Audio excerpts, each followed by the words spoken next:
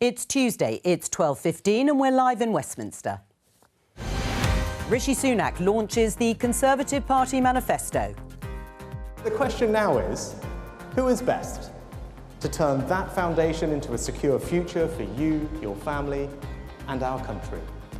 Further tax cuts and help for home buyers are also promised. Meanwhile, Keir Starmer says this. And they're building this sort of Jeremy Corbyn-style manifesto where anything you want can go in it. None of it is costed. Under a Labour government, there will be no increase in income tax, no increase in national insurance, no increase in VAT. But would a Labour government increase capital gains tax? And should these energy drinks be completely banned for children? We're talking about 3-4 shots of espresso in one of these tins, loads of sugar, right? So absolute nightmare. Joining us today, former Conservative Minister Steve Brine, Shadow Paymaster General Jonathan Ashworth, businessman and entrepreneur Dave Fishwick, and Reem Ibrahim from the free market think tank, the Institute of Economic Affairs. This is Politics Live Election 2024.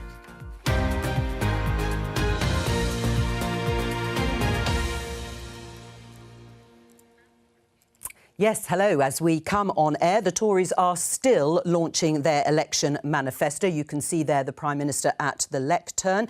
He's given a speech to launch it at Silverstone, the home of the British Grand Prix. Members of the Cabinet have taken a precious day off their campaigning to join him.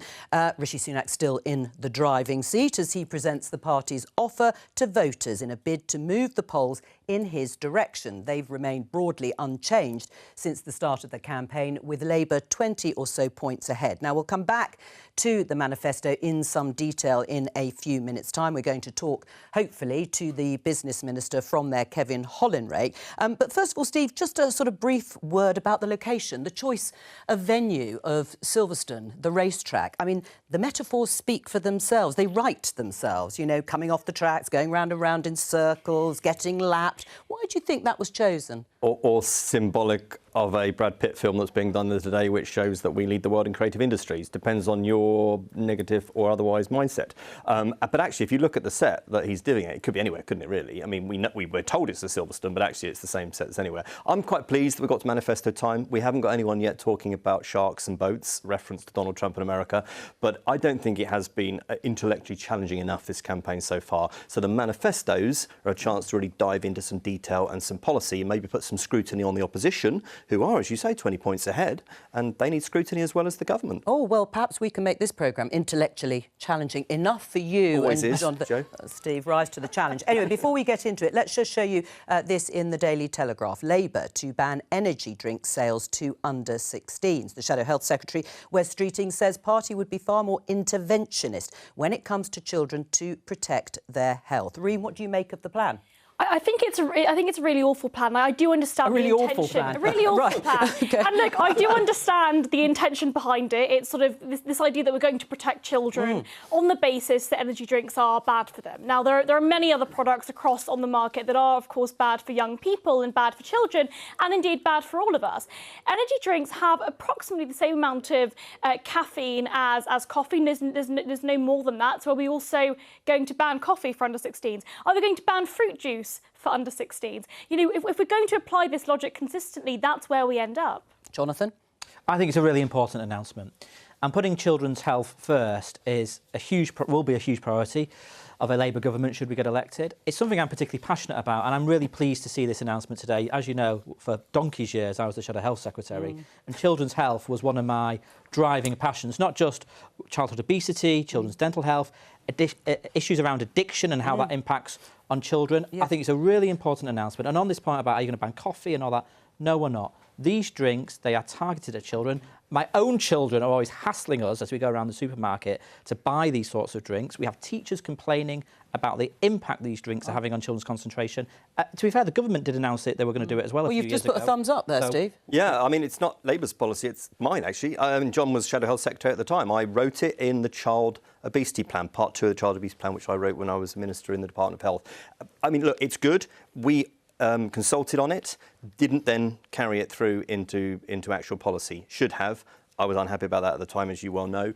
It needs to come as part as a package on child obesity, which I hope, and I've seen that the mission that Labour Party have put together around preventative public health, and I've said that I think that it's the right direction, and I hope that you will actually do it if you win. That it needs to come alongside, the watershed advertising and a much wider plan, because ultimately this is a publicly funded health system. We therefore have a right and a responsibility to intervene in public health, because it becomes our problem when we don't. Dave? Better education's needed, I feel, to make better life decisions, not just about health and drinks and energy drinks and things, although they are very addictive and these things do need to be kept a very, very close eye on. But we also need better education around the finance, banking, and around APRs, annual percentage rate. We need to teach young people and get them ready for life skills. I'm all pro better education, but I'm not pro banning and effectively nannying people. Now, Steve, you mentioned the fact that your children, jump at the idea that they could drink a prime drink or those other very popular energy drinks that young people are sort of wanting. As a parent, it's your responsibility to then say, no, that's bad for you, and teach your children about a balanced diet. Back to the education again, isn't it? I think it's ridiculous that we are constantly calling out governments to ban things. Yeah, but I wouldn't let my kids buy a can of Stella. On your argument, you'd let them buy a can of Stella. It's already illegal for children to buy a can of Stella. Yeah, no, but your argument is, We're talking about alcohol and sugar. You're talking about sugar as though it's an addictive substance. But you're making a libertarian point. As alcohol, but it absolutely isn't. We've got a huge diabetes problem in this country, a huge obesity problem. This is storing up huge problems for individuals on their personal health, but have a huge impact on the National Health Service as well. Especially the dentist that's been talked about just recently. They're really struggling with it. But Dave, are you in favour of a ban on this or not? Just to be clear. Do you know what I think? I think first and foremost we need to give people the education to then make their own decision. We can't become a nanny state. We can't tell people you can have this and you can't drink that. What we can do is educate them properly to understand the benefits and the non-benefits, and then they can make a decision based on common sense. But unfortunately, it seems as though the consensus across both main parties, across politics, is that the government needs to be stepping in to tell people what they can and cannot do. There's good reason for that, because the evidence suggests that it's the right thing to do. And look, I get it, the IEA, Liz Truss, Big Health didn't want us to bring in the legislation around smoking, which was lost in wash up. That was what they described it as. There was absolutely need for more interventionist I believe in adults making their own There is a need for decisions. interventionist public health policy, because ultimately our health and our health service depends on it. Don't talk to each other. Try and talk across the... Well, do talk to each other, but one at a time. It's not got intellectual so far. Steve Bryan. Not enough. We're just going to show you again the scene at the Manifesto launch. The Prime Minister still taking questions and talking to the audience there. Now, last night, Rishi Sunak did a sit-down interview with the BBC's Nick Robinson in one of those first one-on-one interviews. He was asked broadly why voters should trust the Conservatives with another 5 years when they had failed to deliver on a number of key issues. Rishi Sunak insisted his government had started to make progress. And today he obviously hopes the promises in the manifesto will persuade voters to give the party another look. Steve, is this election a verdict on the past or a vote on the future? Every election is a bit of both, especially for the incumbent anyway. And, if Labour win, then they will be the incumbent next time and they will have to answer their record. So there are many things that Rishi Sunak will be saying at the Manifesto launch today around, 90% of schools are now good or outstanding. That's happened under our watch. Yes, taxes have gone up during that time. And they're continuing to. I don't remember John's party arguing against the furlough scheme, for instance, when we decided to pay people's wages in the face of a national pandemic, when we had a lockdown and took, 10% of our economy overnight. That was the right thing to do. And of course, there was an impact to us economically from that. But the Prime Minister's point is that the economy has turned the corner. I think you will see rates come down later this year. And he has already made interest rates. I think interest rates. The Fed make a move, and I think the Bank of England make a move. And you've already seen us start to cut taxes, and he's saying the direction of travel is to do so more. So yes, it's about the future, and it's about some of the stuff on the record. Jonathan, is it a verdict? You'd like it to be a verdict, rightly or wrongly, on 14 years of Conservative rule of the country? Or is it about a vote on the future? Well, it is, as Steve says, a bit of both. And I think what we've seen so far is we've seen unveiled is what I think is a desperate wish list of promises they cannot fund, from savings they cannot find, because the money is not there. And what you will get with Rishi Sunak, if he is re-elected, is 5 more years of chaos in these future years, chaos that will be paid for by working families in terms of higher mortgages to pay for this long litany of unfunded promises he's making today in this desperate way. That is the reality of it. Just before I come to you, Dave and Reem, let's just listen to a little bit of what Rishi Sunak has been saying at the launch. We will pay for permanent reductions in taxation by controlling the unsustainable rise in working-age welfare that has taken off since the pandemic. In this party, we believe that it is morally right that those who can work do work, and that hard work is rewarded with people being able to keep more of their own money. So we will ensure that we have lower welfare so that we can deliver lower taxes. Well, there's Rishi Sunak. I've just been handed the manifesto itself, the Conservative and Unionist Party Manifesto 2024. You can see it here. Clear plan, bold action, secure future. Those are all of the sort of taglines, if you like, of the election campaign for 2024. Some bedtime reading for our guests. I'll be looking through it this afternoon. But Dave, first of all, do you think this is a vote on the past or the future? Well, I think the main thing is we need to have a look at people's lives. People are writing to me, one in particular at Burnley Savings and Loans, and said, Dave, I'd like to borrow some money to buy baby milk. So when you've got somebody applying for a loan to buy baby milk, right, we ended up giving them the money free. When you've got that on one side, and then on the other side, you've got bankers' bonuses being uncapped, you're then in a situation where we really do need change. Now, I think I've come up with a slight solution. Have you got your own manifesto? So, well, it's written in felt tip. It's a rebel manifesto. And it's, you know, you can write it on the back of an envelope, whatever you can write it on the back of an envelope. What we need is we need better services. We need people to be able to benefit better from society. And those at the top need to take the biggest burden. Those with the highest shoulders, the longest shoulders, need to take the biggest burden. But Sir Paul Tucker from the Bank of England Monetary Policy Committee said £45 billion can be saved by cutting interest paid to banks. Now, they got in trouble with the quantitative easing. Goldman Sachs come out with that report this morning. You take that 45 billion, you put it into the NHS. But before you put it into the NHS, really importantly, we need to stop the water going through the bucket. So we need to plug the holes, find out where the money's going. I think there is a fundamental... hang on. And let's just remind viewers, because you opened a bank. It was the first time a bank had been opened in how many years? We're opening the first new high street bank for 150 years in Britain. We've lent 34 million to thousands of people and businesses all locally, across the UK. and they're local. And I've just become the ambassador for the United States for community banks all across the United States of America. Right, you're going to be busy. I mean, Reem, on that basis, what do you make of what Dave has said about £45 billion that could be saved by cutting the interest paid to banks? I think there is a fundamental misunderstanding that the way in which you improve public services is by simply spending more money. And I think we've seen NHS budgets increase significantly over the last few years. We now spend just below £200 billion a year on the National Health Service. Yeah, but could you save £45 billion from that? I've not seen the report this morning, so I couldn't comment on that or on what the Monetary Policy Committee have said. But what I will say is I don't think we should be punishing banks or indeed punishing private businesses or indeed punishing those at the top of society, the wealthiest. You spoke about the cap on bankers' bonuses. That's effectively regulation that makes the UK, removing that regulation makes the UK more competitive. We want to encourage wealthy people to come here.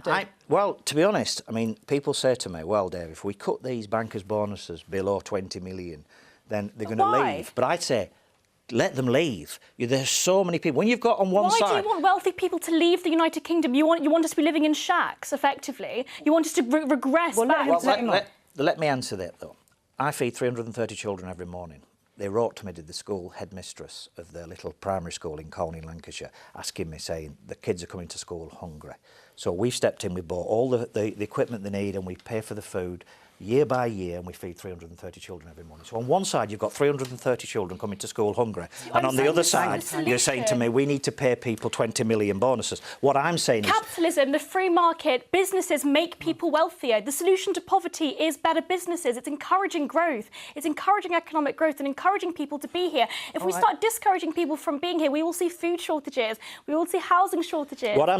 What I'm saying is, I'm not discouraging people from coming. I'm not discouraging businesses from coming. But if they're going to come to the UK and they're going to take part in our wonderful economy, in our wonderful country, then they need to pay their fair share of taxes. And there's a lot of online companies and huge companies Let me bring in the politicians who aren't paying their fair share, and we need people to pay their share. Steve, there's a disconnect, isn't there, in terms of the view of the UK today, depending whether you're looking through the prism from Dave's perspective or Ream's. And that has happened, and maybe it's been exaggerated under 14 years of Conservative rule. And people now, if you fall into one or other category, don't feel politicians are going to improve their lives. Well, yeah, but we have politicians and we have a government that's run by politicians. And if you can find me a better system of governance, then, you know, I'm all ears. That is our system. But what about 45 billion? People will think, gosh, 45 billion pounds that you could save from interest paid by banks. Yeah, I mean, I'd like to see the workings out behind that. But I mean, look, I'll send them to you.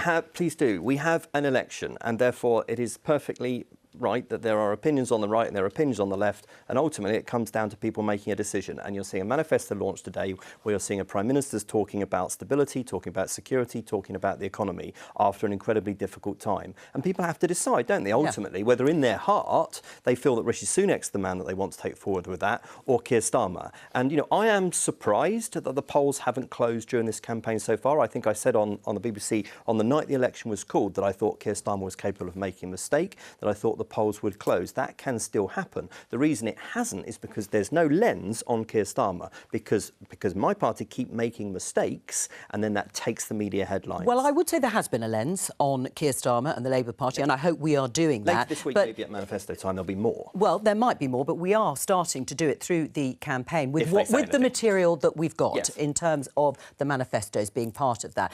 But when you listen to Ream and to Dave, who do you feel more connected to? Because the Labour Party, aren't going to do it. Well, but the Labour Party aren't. Well, in terms of, I will. Well, there you go. John. Because the Labour Party, broadly speaking, aren't offering anything vastly different. And actually, what Dave says is right. Reform is needed. That's what you're talking about, but not more money. Oh, hang on, well, let me just deal with the points that Dave made. And first of all, thank you, Dave, for supporting that primary school in Lancashire. I mean, I know Lancashire. I grew up in towards Bury. You can probably tell I've got a bit of the twang in Centre of the universe. Radcliffe, if you know it. Radcliffe. Yeah. But look, right, the point you're making is children should not be going to school. No, absolutely not. And that is why one of the policies we've put forward is to introduce free breakfast clubs in every primary school. I like that. That's one of our policies. And on your point about the NHS, yes, we want to completely close the non-dom loophole so that the super wealthy who come here should pay their taxes here, and we're going to use that money to deliver 40,000 extra appointments and treatments a week in the NHS. It's a relatively small tax-raising measure. It's not transformative. If you can't get out of the house because you need a knee replacement or a hip replacement, that's radically transformative for your life, getting an appointment. I recently went to Blackburn Hospital and filmed there for a few days, so I've got some real first-hand knowledge. All right. Straight in. But actually, one of the issues about these 40,000 extra appointments is where are the staff going to come from? Where are the medical staff going to come from? I just need to explain to viewers, you might be wondering why we're not talking in depth yet about the manifesto. We are hoping to talk to a minister too, but everything is running slightly behind. I just want to pick up on something Steve said about his hope, obviously, as a former Conservative MP, that you hope that the polls would close. Well, maybe this isn't going to help. The Financial Times headline is Tory ads warn voters of Labour landslide as election bid falters. Social media posts suggest voting for Lib Dems or Reform could give Starmer a massive majority. Here's one of them. You can see there from the Conservatives. If you vote Liberal Democrat, you'll hand Keir Starmer a massive majority and pay the price. The price tag there being the claim by the Conservatives that people will pay more tax. This is the second one. Keir Starmer needs your pension. Conservatives, if you vote Reform, Labour or Liberal Democrat, you'll hand Keir Starmer a massive majority. A massive majority. So you've conceded defeat. Well, I don't write the ads, and anyone in Winchester who's followed my career over the last 14 years will know I don't do negative campaigning. I would much rather... But this is negative campaigning against yourself. I mean, this is you've lost. I don't believe that it does concede the defeat. I like to focus on the positive about what people are projecting and what people are saying. I've always done that locally and stood on my record locally, and I think the Prime Minister should do that, and that's what he's doing there at launching the manifesto today. In terms of, the £2,000 figure, I mean, that's been kicked around a lot, and I think you will hear the Prime Minister double down on it a little bit more. He's basically added up all of these promises from the Labour Party. I noticed they're saying today about capital gains tax, no promises in the manifesto require a rise in capital gains tax, which is a very clever But there have been plenty of wording examples, of course, of people breaching even manifesto promises over time. It's a lie. I know. What Rishi Sunak is saying about Labour's tax plans, because Labour is not going to increase income tax, it's not going to increase VAT on national insurance. We're going to cap corporation tax where it is, unless we need to make changes to bring it down for international competitiveness.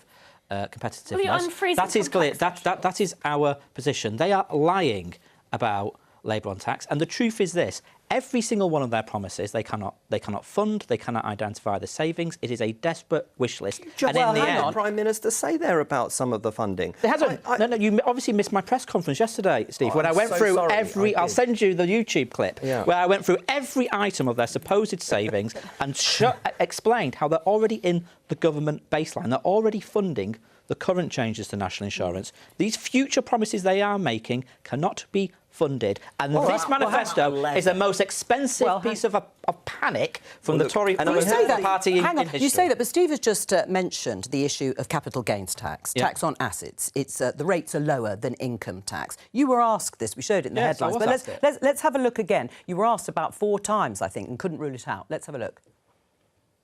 Are you ruling out increases in capital gains tax? Under a Labour government, there'll be no increase in income tax, no increase in national insurance, no increase in VAT. You've repeatedly been asked about, like capital gains tax, inheritance tax, fuel duty, is that you're thinking about raising them, thinking about the circumstances in which you might need to do so. As you know, Chris, there's nothing in our plans that requires additional tax to be raised. Will you look to address the kind of stealth tax that comes with frozen tax thresholds? Look, our tax position is crystal clear. There is nothing in our plans that requires additional tax to be raised. Right, can you rule out categorically, Jonathan, that you will not increase, capital gains tax in the next Parliament if you win the election? Let me be absolutely clear again. We will not increase national insurance, income tax or VAT. There is nothing in our plans which require additional tax increases. But that's not the answer to my question. There is nothing in our plans that require additional tax increases. Every policy we put forward will be fully funded and fully costed. Right. In contrast, Rishi Sunak is making billions of pounds worth of commitments he cannot fund from savings he cannot find. I'll come on to Steve. No, but hang on, Jonathan. I'll come on to Steve, but I'm afraid, can you answer the question directly? And it doesn't matter if you can't rule it out, but are you ruling out increasing capital gains tax in the next Parliament? Look, there's thousands of different tax reliefs in the way these things and capital gains tax. We've been very clear on income tax, VAT, and national. We are not. I know. We are not. You pledged that, but you're not going to plot. It's important that your viewers know that we've made a triple lock commitment on taxation, but not on capital gains tax. We want to see the tax burden come down for working people because it's the highest tax burden for 70 years under the Tories. People are paying more in tax under the Tories, but we also know the Tories have completely wrecked the public finances because of what Liz Truss and the Conservative Party did to the public finances. And if Rishi Sunak gets in, we'll have 5 more years of this chaos and people will be paying more on their mortgage. Dave, should there be higher rates of capital gains tax? Should they be increased on businesses, second homes and shares? They are taxed at less than income tax rates, and it would raise money. What I'd like to see is levies on the big energy companies that make billions. I'd like to see levies on the banks. I'd like to see more of that, so that money can then drift back down into real society, and the poorest, and not just the poorest, Middle England are really suffering because they've been dragged with fiscal drag right up through the tax. So how do we get money from those at the top who have made billions and give it to those near the middle, not necessarily the poorest? So you're making the point that we need to be taking money from the top and bringing it down to the bottom. And what's wrong with that? But that's not how it works. Well, it can work. It could work that way, but ultimately what would happen is those at the top would stop making money here. What we want is to lift everyone up. We want to lift everyone up. I'm a higher rate taxpayer and I pay it at the top. Now, I don't mind paying my share. When I go to the dentist, I pay privately, so I don't take somebody else's place. I've just put my wife in the hospital for something, a minor operation to be done. It cost £9,000, and I paid it, so I didn't take somebody's NHS place. I think those at the top should pay more They to are allow already, anybody else have their turn. already paying more than enough. And I think what's really interesting about this is that if we want to encourage the UK to be a more competitive country, we need to be encouraging people like yourselves to be bringing business here. We currently have a corporation tax rate of 25% again, which both parties brought up by the Tories, by the Conservative Party, and we border a country, Ireland, that has a corporation tax rate of 12.5%.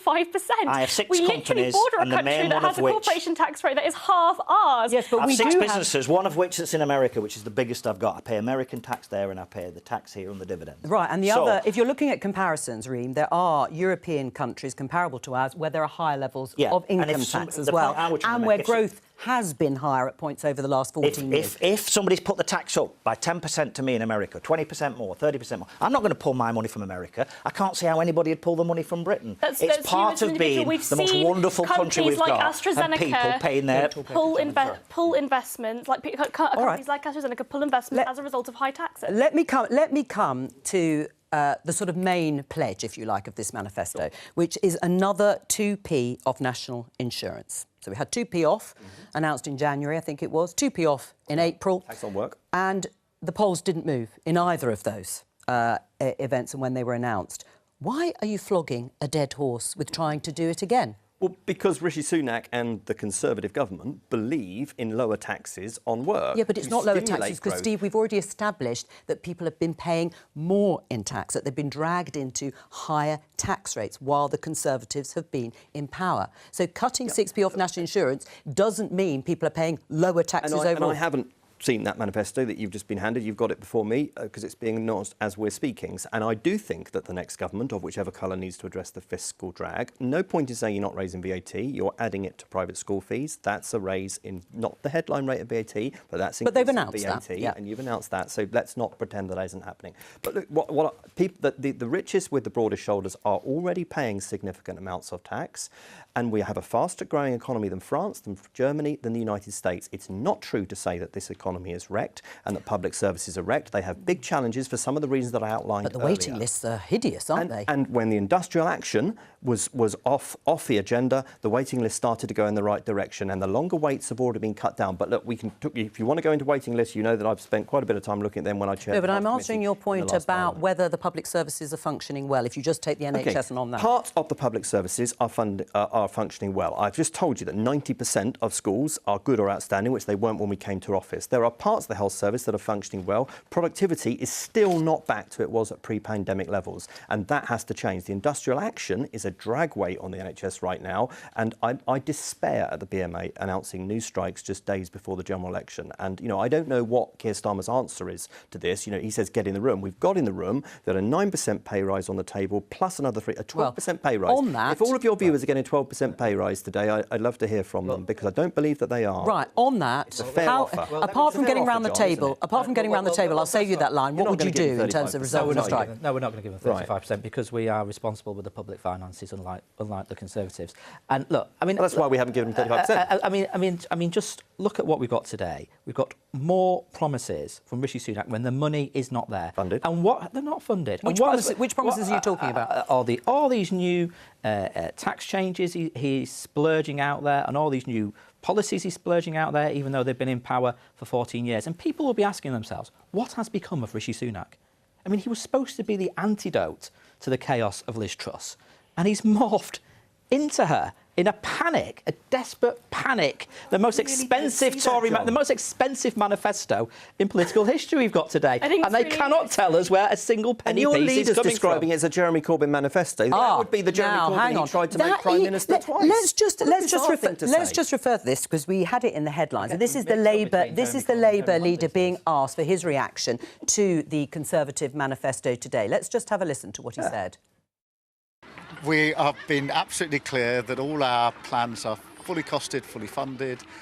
We will not be increasing income tax, national insurance or VAT, so no tax increases for working people. None of our plans require tax rises. But this is coming from the party that's put tax to the highest level since, for 70 years. And they're building this sort of Jeremy Corbyn style manifesto where anything you want can go in it.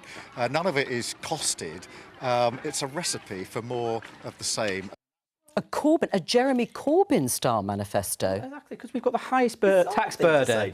The highest tax burden in 7 decades. And on they this cannot explain where a single penny piece credibly comes from, and they are splurging in a scattergun panic. Well, hang on, Jonathan. Tax change Let's just hang on. Jeremy Prime Minister twice. Keir Starmer sat in his shadow cabinet. I tell you what, though, this manifesto is a panic, new an level. expensive panic from the Tories. It's making all the mistakes of Liz Truss, and if he gets re-elected, it's 5 more years of chaos, and people will pay more on their money. But sorry, just to illuminate viewers and to continue what Steve Bryan is saying, is it a good idea to remind voters of Keir Starmer's predecessor, Jeremy Corbyn, whose uncosted manifesto using your words, you and Keir Starmer stood on in the elections of 2019 and 2017? And if you remember, you lost the 2019 election catastrophically. Got hammered. Yeah, standing on a manifesto that was uncosted by Jeremy Corbyn. Keir Starmer's signed off on by Keir Starmer. Keir Starmer's changed this Labour Party. Jeremy Corbyn's not a candidate. Liz Truss is a Tory candidate. But why would you remind viewers that you supported him? Rishi Sunak won't take on the hardliners on his backbenchers. They will wreck the economy again. Keir Starmer has changed the Labour Party. That's firm leadership. Right. I mean, as a reminder, you mentioned the Rebel Manifesto. Yes. Is that why there is talk? We might be able to show you the headline in The Guardian. Right-wing Tories plan Rebel Manifesto if Sunak's policy launch falls flat. And we're already hearing reports. Too timid, it's lame, it's not going to move the dial. Would you support a Rebel Manifesto? Well, you can't be too timid and lame and also wildly uncosted and crazy and promising, stuff that's Well, these are Conservatives saying the former, Labour saying the latter. Your next leader? Yes. Are you backing Sorella? I fear, John, that she may be able to count on your support more than mine. But look, to my colleagues that are going around talking about the after of the general election, win or lose, I would say there is a job to hand. Get on with it. Get out and knock up the postal voters and stop indulging yourself on intellectual arguments which you frankly won't win. Dave? So, what we need, I feel, is it's no good just as pouring money into everything. If we carry on doing everything as we've done for the last year, the last 2 years, whatever, if we just do that next year by saying we're going to give more to the NHS, we're going to give more to this, more to that, we're just going to end up in the situation where if we think it's going to be different next year by doing the same thing, it's the definition of madness. What we need to do is plug all the holes in all the buckets first, look at where the spending was wrong, look at maybe even procuring things in the NHS. When I went into Blackburn Hospital... Jonathan, would you procuring support things private initiatives? Hang on, let him finish, and then you can ask your question. So, I went into the hospital and I met some really, really hard-working people. Them nurses and doctors and surgeons deserve triple. Oh. We can't afford to give them. We can't afford to give them that. But what I would do is look at the procurement, because some of the machines and things we're buying were tens and tens of millions of pounds. And with them being NHS, people see the word NHS and they think, right, we can charge more money. We need to get to the bottom of that. We need to bring them costs down, and then we've got some spare money to be able to... Interesting. How you improve procurement across the public sector, I think is really, really interesting. Let's have a word after the show. All right, well, you have a word after the show. Sorry, Green, I've spent my life doing deals, and when somebody says a machine, a truck, a bus is 50 grand, I'll start at 25 and work my way up. Governments of all stripes, but governments of all stripes are notoriously bad when it comes to so let's fix systems and procurement. I just also want to show you that it's over, the manifesto launch at the moment, and hopefully we'll be able to talk to a minister. You can see them all gathering there as Rishi Sunak has departed the stage. Reem, you wanted to ask? On this point, on the National Health Service, now Wes Streeting has, to my surprise at least, actually argued that these kind of private initiatives would work. Now, under the Labour governments of Tony Blair and Gordon Brown, we saw internal market reforms, we saw market mechanisms being implemented into the National Health Service. Would you support that? Rightly so. Well, Wes has rightly said we want to use private sector capacity in the NHS. What is interesting, though, I can't remember if you wanted the intellectual discussion. Were you still the health minister when we did the NHS, or the government did the most recent set of NHS reforms, because it actually moved away from the more internal market mechanisms, actually took it back to something akin to the old district health authority. I had fallen out with them over Brexit by then, John. I couldn't remember, because we did shadow one another for a long time. I couldn't remember. You and Wes are absolutely right to say that, continue the work of the Elective Recovery Task Force, use that capacity in the sector, paid for by NHS, by taxpayers' money, to beat down these waiting lists that were primarily caused by COVID. Steve? Absolutely absolutely right. Could you support the Labour Party? You sound on a couple of things that you're in agreement with. Look, I'm not an active politician anymore. I've chaired a cross-party select committee for most of this Parliament. I look at the evidence, which where I had the conversation that we did about child obesity. No, I will support Rishi Sunak and Jeremy Hunt. I think they're thoroughly decent people who the country will be served well by going forward. But look, if people have got good ideas and the poll suggests that this man may let's have a look at the poll. Then I'll support the good let's have a look at the latest BBC poll tracker. It's been out from today. Again, not much change. You can see Labour still well ahead, significant polling, just over 20 points. You can also see there that Reform UK are up to an average of 13.5%, rounded up to 14% on the graph in front of you. That's the highest they've polled in this election campaign so far. Let's have a look at this tweet following on from that from James Johnson, the pollsters, because the tweet says Nigel Farage is now more popular than Rishi Sunak with Conservative 2019 voters. That was the coalition of Blue Wall and Red Wall, traditional Tory voters, and Red Wall in former areas that supported Labour. The latest post-D-Day poll finds Sunak with a net rating of +8 and Farage on +15 with this group. How worried are you by that polling, Steve? Well, look, the polling is clearly not good, and the emergence of Nigel Farage, which I think the Prime Minister probably gambled on not taking part in this campaign, which would have been a dead cert if the campaign had been in November, as we'd all expected, he'd be off in the US. clearly because he'd have been in the US kissing the US president. Nigel's contacted me. I mean, clearly that's not good. I don't think there's any question to which more Nigel Farage is the answer. And actually, you know, I know the outgoing MP for Clacton because I've served on the Culture Committee with him for a number of years, and you know what? Being a constituency MP, as John knows, is hard work. He's going to have to do the real job. And it's not about making speeches or kissing up to US presidents. It's about doing the real job. And I just cannot see why he has the appeal that he has. All right, I'm going to come back to you in just a moment because we finally have Kevin Hollinrake, Business Minister, at the end of that manifesto launch. Welcome to you, Kevin. We have talked briefly about some of the parts of the manifesto. Another 2 pence off national insurance. Again, why are you announcing that when the last two cuts haven't moved the dial at all? Because it's the right thing to do. We want to offer lower taxes to working people, and people have been through a difficult time the last few years, but now we've got a clear plan for the future, a clear road ahead, and that clear choice people will have is choosing us, which is lower taxes for working people, 29 million people, 27 million employed people, 2 million self-employed people seeing a £1,500 a year tax cut. These are clear choices for people. It's the right thing to do. We're a party of lower taxes. Well, that's a direction Kevin, I'll interrupt you there. I'll interrupt you there because you're not a party of lower taxes. Now, you may have reasons to explain it, but you're not a party of lower taxes under the last few Conservative Prime Ministers. Taxes have gone up for the majority of people because of those frozen tax thresholds. I just want to ask you about the funding of this 2 pence cut, another 6p in total of national insurance, because you've said you'll pay for it with £12 billion of savings from welfare by the end of the next Parliament. What are you going to do in the first few years to fund it? Can I just tackle, I will answer that in a second, Jo, but can I just tackle that point about lower taxes? The average earner in the UK, I said most people, Kevin. It's lower than it's been for the last 50 years. So that's not true to say we're not a party of lower taxes, but we also believe in balancing the books. In terms of that particular point, yes, we're going to reform the welfare system. We're going to get more people back into work, which is where they want to be. By the end of the next Parliament. Where we want them to be. Absolutely. We're only putting it back, the situation back to where it was pre-pandemic. These aren't radical changes. It's just making sure we get more people back in the workplace. There are 9 million people in the UK of working age that don't work. We want to get people, more of those people back into the workplace. That's where they're needed. That's where they need to be. But Kevin Hollinrake, that £12 billion worth of savings that you have earmarked to pay for this have already been allocated in the budget by Jeremy Hunt. It looks as if you are not going to have the money to fund this 2 pence cut when you've already allocated the savings, and we don't know if you'll deliver those savings, of course, on other things. Oh, we don't believe that. We believe there are ways we can make efficiencies.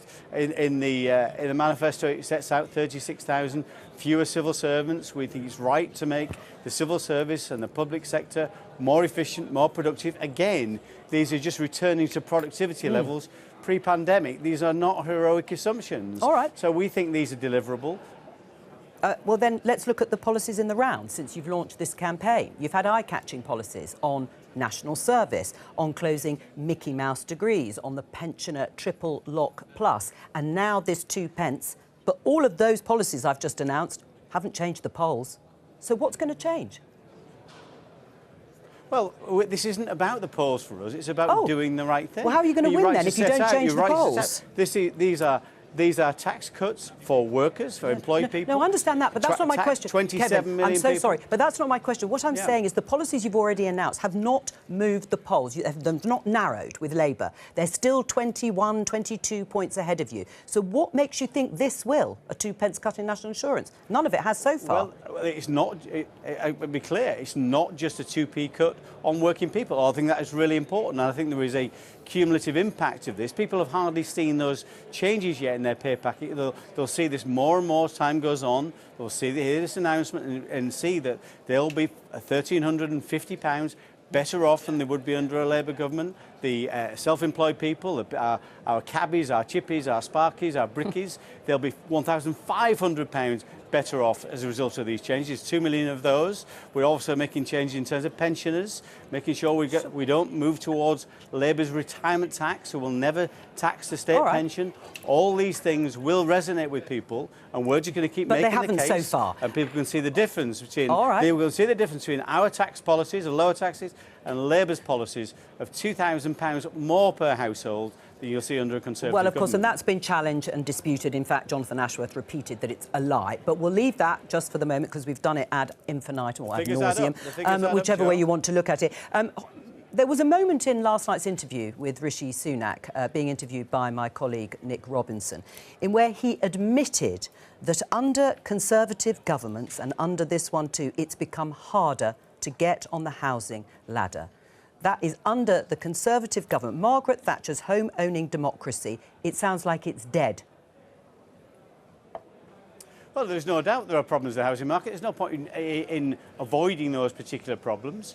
You know, we've seen rises in house prices, but we've the interventions we have made, so there'll be no stamp duty at all for first-time buyers. If they buy a house under £425,000, that's a tax break of up to £9,000. We know that's one of the biggest issues people have in getting onto the housing ladder. We're also we are making it easier. We also have a mortgage guarantee for people, so it's easier to get a mortgage. Help to buy being put but back Kevin, in place. why would people, particularly young people, trust you with improvements in housing when we've had the Prime Minister admit it's harder under Conservative governments to get on the housing ladder? Well, we are seeing an increase. There was a record number of first-time buyers actually entered the market. But he's admitted it's harder. Why would people trust you to improve it? There are difficulties. We're not saying there are not difficulties. On your watch. We've been honest about that. But, well, of course, house prices have increased. Of course, it's more difficult because you haven't built enough homes. of increasing house prices.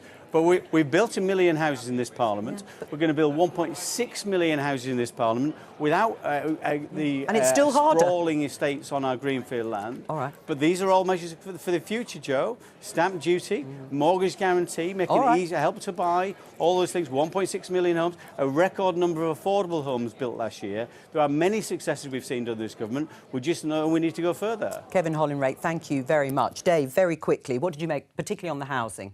I think it's important for people to get on the housing ladder. Other letters we get a lot of is people struggling to get the deposit. Now, Burnley's just been announced as the most affordable place in the country to buy a home for around about £100,000. Now, they were talking there of £400,000 houses, you know, that by 4 in Burnley. So I'm thinking perhaps we can get a better transport system up to places like Burnley. People can buy homes there and then work across the country. Well, HS2 didn't quite work. But anyway, that's all we have for today. I'll be back tomorrow with more Politics Live at 12:15. Please join me. Bye.